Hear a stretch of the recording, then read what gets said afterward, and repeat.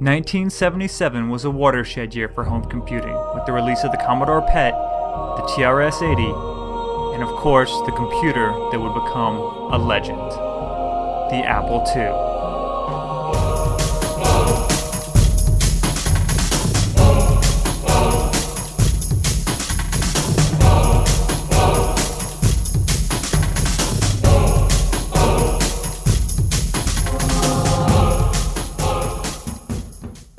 For many people, the Apple II is not only the first Apple computer they used, but the first computer of any kind.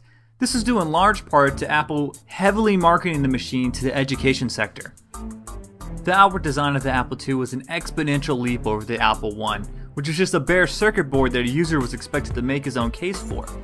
In contrast, the Apple II almost seems like a basic home appliance. It was ready to use right out of the box. However, it did maintain some of that hobbyist feel as well. It's easy to pop the top off, get to the motherboard, get to the expandability slots, and make modifications. Now this turned out to be key to the longevity of the Apple II, as the only built-in ports are video and cassette in and out. It wasn't until later that things like the Apple disk drive were created. But because of that design of the Apple II, it's a simple task to install the card and get it up and running. This also led to a healthy third-party manufacturing industry specifically building peripherals for the Apple II. Let's go ahead and see it in action.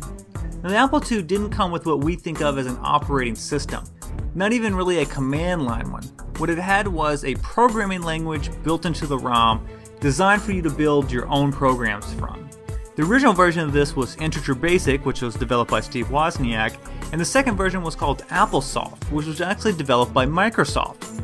Later, the Apple II got full operating systems with AppleDOS and then ProDOS. Now, despite the iconic nature of the green monochrome command line interface, one of the things that set the Apple II apart was its ability to display color graphics. In fact, that is the origin of the rainbow-style vintage Apple logo. It was a way of kind of advertising the Apple II's graphic capabilities. Apple improved on the original with the release of the Apple II Plus. Changes include a different style power light, a higher amount of standard RAM included, and it came built in with the AppleSoft programming language.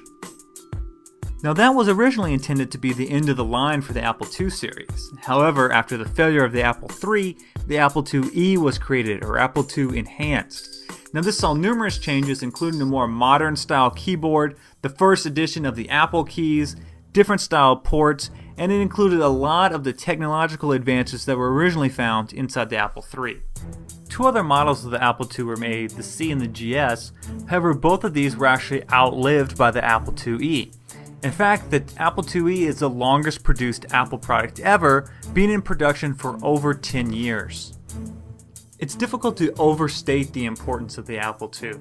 Long before the Macintosh line became profitable, it was the Apple II series that really carried the Apple Computer Company. It has become a classic, and many people regard it as the quintessential vintage home computer.